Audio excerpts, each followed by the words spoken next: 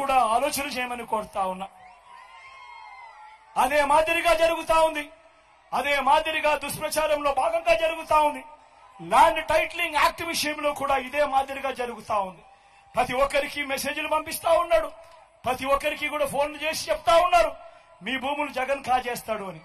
అయ్యా చంద్రబాబు, జగన్ ఎలాంటి వాడో నీకు తెలియదేమో, కానీ ఈ రాష్ట్రంలో ఉన్న ప్రతి పేదకు తెలుసు జగన్ ఎలాంటి వాడో అని చెప్పి ఈ సందర్భంగా చెప్తా ఉన్నా. జగన్ భూములు ఇచ్చేవాడే కానీ జగన్ భూములు లాక్కునేవాడు కాదు నీ మాదిరిగా అని చెప్తా ఉన్నాడు. ఈరోజు అసలు ల్యాండ్ టైటిలింగ్ యాక్ట్ అంటే ఏమో చంద్రబాబు నాయుడు గారికి తెలుసా అని అడుగుతా ఉన్నాడు మీ జగన్. అసలు ల్యాండ్ టైటిలింగ్ యాక్ట్ అనంటే దాని అర్థం ఏమిటో తెలుసా? అసలు ల్యాండ్ టైటిలింగ్ యాక్ట్ అనంటే దాని అర్థము మీ భూముల మీద మీకు సర్వ హక్కులు కల్పించడమే ల్యాండ్ టైటిలింగ్ యాక్ట్ కు సంబంధించిన ముఖ్య ఉద్దేశం. మీ భూములు 100 సంవత్సరాల కిందట సర్వే జరిగింది, బ్రిటిషర్లు ఉన్నప్పుడు సర్వే జరిగింది. దాని తర్వాత ఏ ఒక్కడు కూడా సర్వే చేసిన పరిస్థితులు లేవు. ఎక్కడా కూడా 15,000 గ్రామ సచివాలయాలలో 15,000 సర్వేలను పెట్టించి ఏ ఒక్కరు కూడా ఎప్పుడు సర్వే చేసిన పరిస్థితులే లేవు.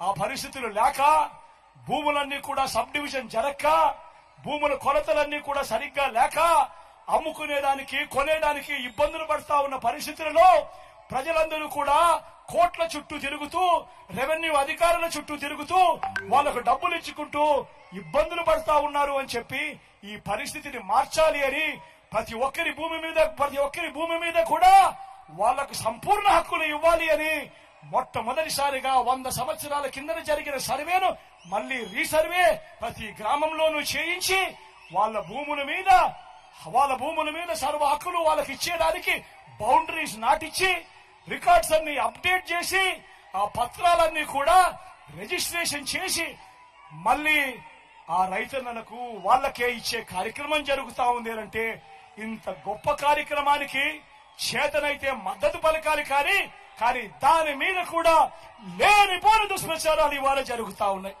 ప్రతి ఒక్కరిని కూడా ఆలోచన చేయమని కోరుతా ఉన్నా. అదే మాదిరిగా నిన్ననే ఈ పెద్ద మంచి చంద్రబాబు నాయుడు గారు